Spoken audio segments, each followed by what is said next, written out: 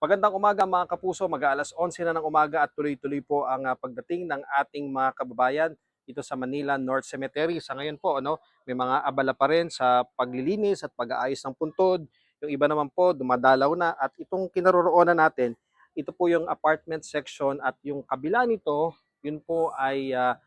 Bonifacio Avenue na pagitan na po yan ng lungsod ng Maynila at ng lungsod ng Quezon City.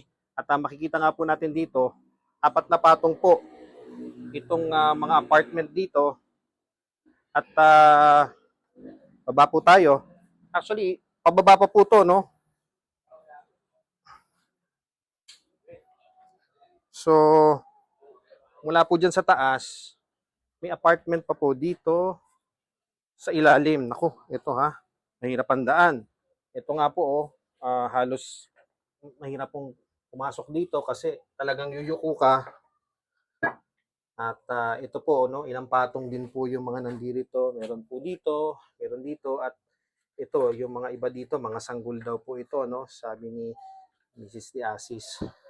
At dito naman po sa labas, may gate po dito, ito nga po, nabanggit ko kanina, A. Bonifacio Avenue na po yan.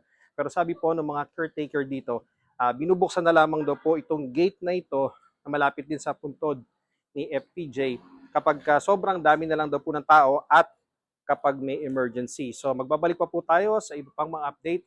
Patuloy po kayong tumutok sa Facebook at YouTube po ng GMA Integrated News at Regional TV para po sa live streaming at iba pang mga update. Muli po, ako po si Ian Cruz.